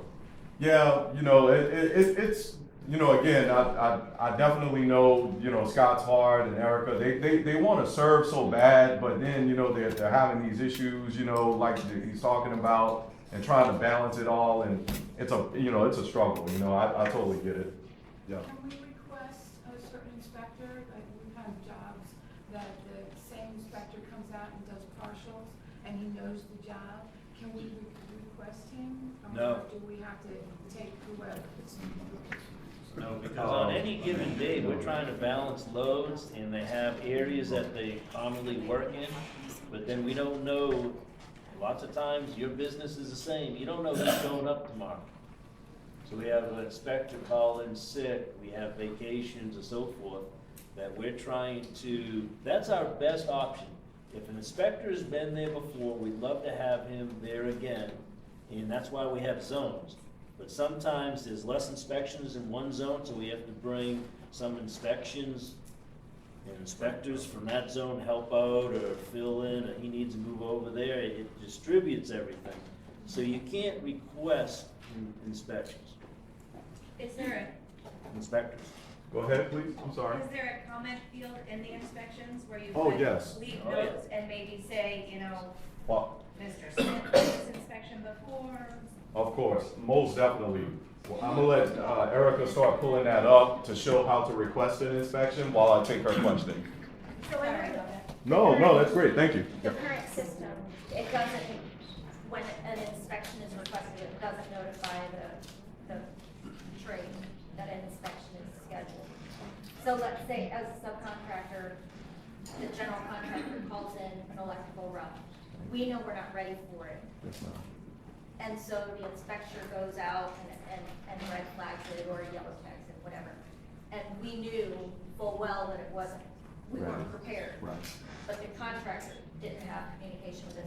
Does this new system, will it notify an electrical sub or a plumbing sub that an inspection is requested Requested. for the next day? It won't, unfortunately. Okay. Yeah, no. You know, that might be a feature though we could develop, you know what I mean? Like, Because if you for have future different purposes, subs or yeah. different contractors requesting an inspection. Yeah, I like it now. I definitely like the idea, and that might be something we can develop though, for sure. And long term, we can get it in, as an alert type. So, cause we can make the correlation, it's a plumbing rub, so alert the plumbing inspector that's listed as, plumbing, sub. Yeah. So yeah, cool. I'll put some thought to that, for sure. Absolutely. Yeah. Can anyone cancel an inspection? So like if we have a homeowner that thinks something should be done even though it shouldn't be done yet, they can call and cancel the inspection as it is right now. Can they still do that with this portal? Or is that only the person that is assigned to it can cancel it? No. Yeah, they technically, they would be able to They can cancel. still cancel it? Yeah, they technically, they would be able to do that. Especially if they're associated to it. Right, if they're associated and it hasn't been assigned to an inspector yet, yeah, they would have the ability to do that. If the homeowner is associated to it, but he can't call the office, he shouldn't even be able to do that now. Yeah, we have customers that they have their address and the permit number, they can call and they just cancel the permit because they think something should be done. And then we're, kind of left out. That can still happen this way. So, very quickly, we're gonna show you how to request an inspection. Okay, awesome, very good. So Ken, just real quick, because we got 15 minutes or so that we've been scheduled for this. Yes, sir. So did you have certain things that you definitely want to cover? And let's get through the things that you definitely want the majority of people to cover. Okay. And like we can show them this, but let's make sure you get through all your stuff. It's just two more items, yep. So we're gonna show you guys just very quickly how to request an inspection. So of course, it needs to be a project, right, in your list that you can access. And then once you access it and you open that particular project, you have a task list here. And then, of course, this is automatically, it takes you to the inspections related activity. And right now we have, as far as in the pending inspections list, it's showing you what's pending and that has been scheduled to be performed. And then you click new request to put in a new inspection request. And then you just select that inspection type. You select the service address or the location address, if you will. And then you put in the date that you are requesting it for. And then there's that notes box right there. So yeah, I don't see anything wrong with, hey, this is a partial inspection. The previous inspector was this guy. Nothing wrong with that. Absolutely. And then you would put in that notes, and then click Add Selected. You could go ahead and click it, Erica. And then it pops up with this window, and it says, basically, this is it. You can go ahead now and submit the request to the jurisdiction. And when you submit it, that's it. Then you return to project. And now that request has been entered there. Yes, ma'am. Can you request multiple projects, multiple inspections for the same permit in the Yeah, go to that other permit I had pulled up. It's a electrical permit projects. Not Cajun Joe's, keep going. Try that one out right now. Tasks.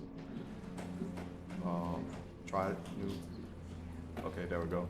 So yes, you could select, so let's select the electrical rough, and then you select the address, the date you want it scheduled for,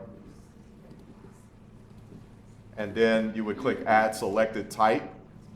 And then at the bottom, it says add inspection to request. So you would, instead of submitting it, you would just click add inspection to request, and you would go ahead and put another in, and you would be able to do that for, you know, numerous trades and things like that. Yep.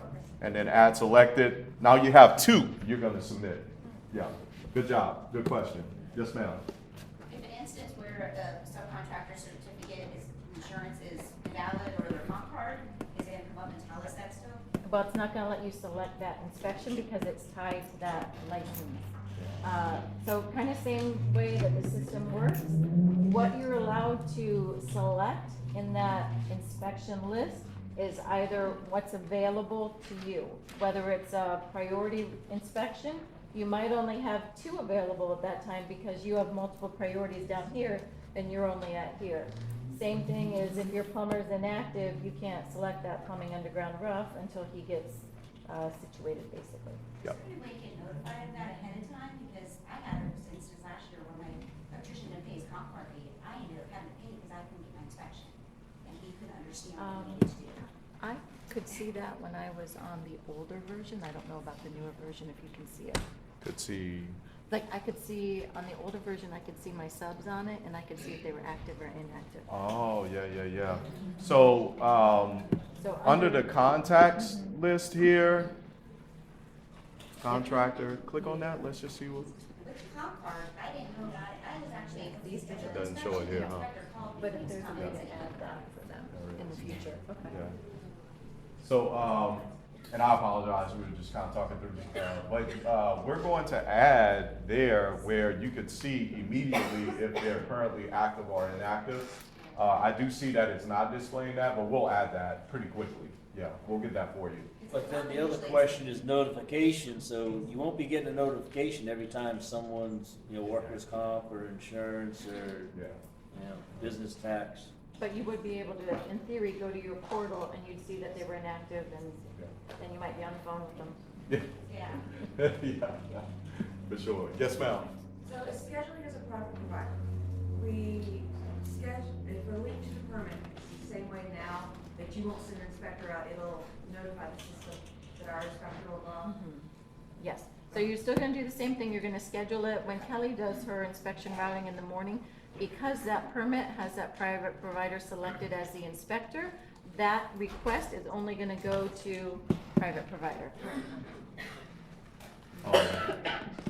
Okay, one more question, and then we're gonna show this last part, and then we'll wrap up with whatever questions we have at that point. Yes, ma'am. Can you, get rid of some inspections that you don't need that is on the list? Like, there's many times we have like 6 different inspections that I only need 5 for it. They're most likely still gonna populate there, unless we internally remove them out. But here's the problem, you can't always have the best of both worlds, because if say I go in and I manipulate it and I move everything out that I don't think you need, you're gonna call me, I guarantee, and then I'm gonna have to manually manipulate it and move it back in, which is gonna take staff time. So when we do plan review, we probably will do some of that on ones that we absolutely know you don't need, but typically we're gonna leave in all those standard inspections that we see when we do plan review, and you should need this. So you're gonna have a large selection there. The only way to manipulate it is gonna be on our end internally. So one suggestion would be at the very beginning of the project, if you look at your requirements and you definitely know you are never gonna call in that inspection for this project, you could call us ahead of time before you even down to that priority and say, hey, please remove that one because I'm not gonna need it. I don't want it to hold me up later. That could be one way to do it. But if it's in that stage 0, which is your anytime, that's something that's never going to hold you up. It's just there, you can see all your possible inspections, so they don't do you any harm by hanging out there. And there aren't too many that are really tossed in those priorities. You'll see the long list of the 0, no priorities, so it really shouldn't occur that often, but if it does, then we do need to call staff and then we'll remove it for you. Where the permit is issued already. Okay. Projects.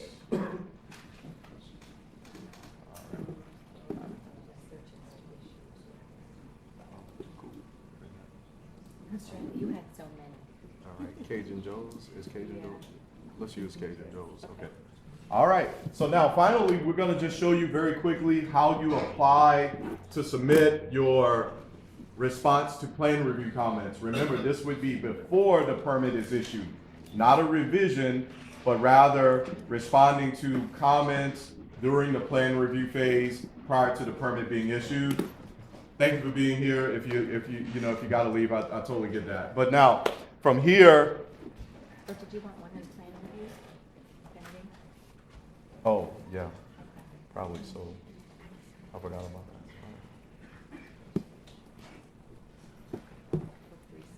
Yeah, try that one out. Okay, 5, just write 5 too. Okay, so now what you would do is of course you will have received a letter or multiple letters, and now you're ready to respond to those comments. It's actually just an application type. So you won't be just uploading directly to the project like we were showing you how you could do that with kind of those other ancillary type documents. It needs to flow through this application process because remember, the building department will be the hub for this and they'll distribute it accordingly. So you apply online for it says apply online for a permit. You're gonna go under building division, but here is a submission to an existing project is what you're going to select here. They didn't get it added. Okay, so I was hoping we could get that added so that you could see that there. It's there, it just needs to be turned on. But basically here, it's going to say response to plan review comments, okay? And then it's just like any other application. The only difference is it gives you a form where you need to search for the existing project. So you'll put in that project number, it'll bring it up, and then you'll continue. And it's only like 2 questions. It asks, what departments are these comments pertaining to? And it's just checkbox list. And you just select building division, engineering, it's multiple ones you can select. And then you'll, the file upload will just upload whatever those revisions are, and you'll submit it. So it's simple, but I wanted you to at least see where it's at, because it's that option, not to submit a new application, but submission to an existing project. And then you'll be able to go ahead and submit those, to address those comments like that. Yes, ma'am? Would that be the same scenario if we're going in for a revision? Now for a revision. Revisions, you could just do the upload on your documents. I mean, we're trying to keep it simple. Yeah. But for new plan review, it's just a little harder when we haven't issued it yet. Gotcha. So guys, I'm gonna turn it back over to Scott, but please, on behalf of my staff, My Government Online, and all the folks that, with the agency I work at, we just wanna say thank you for being here, taking the time. We really hope you love the new software. Be patient with us through week 1 and 2. It'll be a little bumpy, but it'll smooth out, and I guarantee you. So thank you guys, and Scott, come up, please. Thank you. Appreciate it, Ken. You Do got we it. have other questions? I mean, we still have a little time. We don't want you going out here with, a bunch of questions and so forth, so. Yes, sir. So, I got you. I use this in Sebastian, we do air conditioning. Okay. We're still gonna have to get that notarized, is there gonna be like a notarized affidavit we have to do prior to the application? Right, We have that's to gonna do be an some- uploaded document. Okay, but I'm saying it's still the same, basically the same Same process. process, as yes. Sebastian. Yes, sir. Yes, sir. On the 10th of July. Yes, sir. Yep. And then you mentioned you can't inspect up until the sign. Yes, sir. Is that occur? Usually about 6 o'clock in the morning. Yeah, sometime, right now, it's Staff comes in at 6, but it's really about 7, somewhere around 7. You know, this process will be a little simpler, so we're thinking, you know, be done a little quicker. So yeah, sometime, you know, still around the 7 o'clock area. Because that's when we get, hey, so-and-so called in, now we need to manipulate the system a little bit. So we basically tell our inspectors, don't start going in there and fiddling around with the schedule, because while they're fiddling, it's messing up our scheduling. So we tell them 7, 7:15 or so forth, but we are right about 6, we're pressing the button, the system automatically does its magic, and now we're fiddling around with it a little bit. Roger that. Yes, sir, thank you. Yep. Questions? Yes, ma'am. Are you guys taking down the Clear Village portal completely? Yes. Okay. It will be up for like basically next week to allow you to schedule. projects, But you will not be able to apply for any, if you're using Clear Village right now for AC permits, anything those electrical ones, that will be turned off this afternoon. But you'll still be able to go into your permits, request inspections on those current permits, things like that. Okay. So up until the 10th, we do inspections on our Correct. Okay. Correct. We're trying to keep things smooth as possible. inside of projects, is there a way to filter for action required? Because, I mean, in St. Lucie County, I have 70 projects going at one time, and I don't go into each individual permit. So it has a dashboard, and it shows me which one's action is required. Is there anything that will do that in this system? Not like that, action required. So this system is kind of using more kind of like notifications and things. So when you need to pay a fee or when you get plan review comments, so that's kind of like the notification. But I do hear what you're saying though, because I guess give me a scenario Well, St. Lucie County, I have a dashboard that shows me I'm still waiting to pay these 6 fees because I'm doing multiple projects at the same time. So at this point, you know, I come back in the next day and I try to get 1 or 2 more paid for each day. Yep. So now I still got these other 4, and I don't want to create lists and remember where I'm at. And that's why I was wondering if there's a way to I'll filter. refer back to your emails and things like that. I like it, man. I like it a lot, and I think we can build that into the software very easily. Yeah. So I'm gonna consider that and talk with our team of developers, and I think we can build that. So yeah, thanks for the suggestion. That's a good one. It doesn't exist today, obviously, but I think it's something we could definitely accomplish. Good. That was great. Great question. Yes, ma'am. Okay, yeah, good, yeah. So utility fees, I think, are paid still. Utility fees are paid directly to the utility department. It would just have to be done privately. Pardon me? It would have to be done privately. Yes, correct. Same thing applies for the utility fees. Yeah, And so your you would pay impact- it over there and then they would complete their portion of the review. Because technically, when you pay those fees, that's how the utility department completes your review. And your impact fees, you will be able to pay through the portal here. It'll be among all of the other final fees, you know, the building permit and things like that. And you can choose to pay it online, but if it's, you know, if it's a large amount and you don't want to pay it online, then you'd have to mail it or come in, yeah. Good, yeah. So when I put my results in for provider, when the inspection's done, there's a place we have to like mark so it doesn't get charged if it fell on my end? Does it still have that there? Yeah, you have the no fee required inspections. All the inspection types pretty much stayed the same. We eliminated a couple that weren't necessary, but all the ones that you're really used to and utilizing are still there.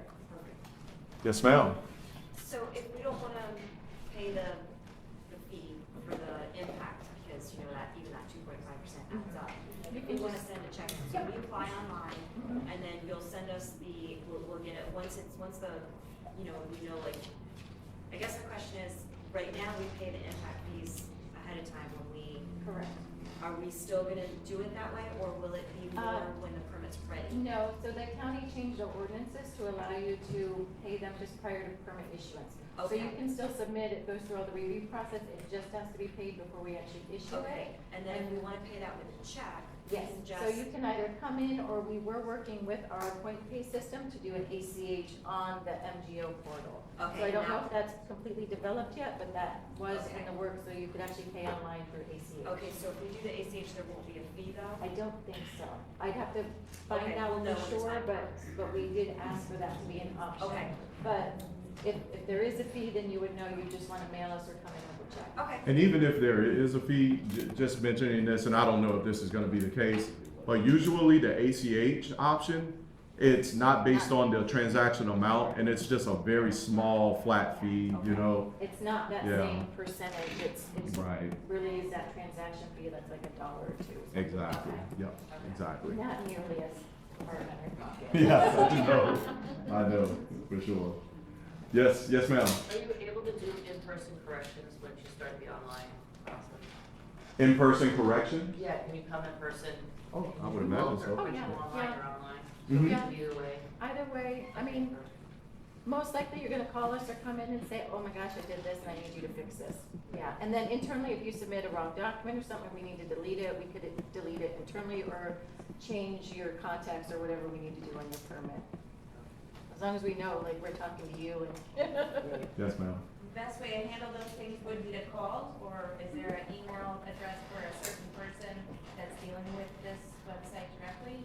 Like that we could just email? We're all dealing with it directly. I mean, so right now you could call, you could email, you guys Building all support have the specialist. building support specialist. That's probably your easiest email. And ideally, when we go to this platform on the 10th, you know, right now there are so many ways that you guys can communicate with us. You might have an individual support staff person. You might have the general email. You might have someone's direct phone number. So there are instances where you've contacted all of us and maybe 5 of us are working on the same thing.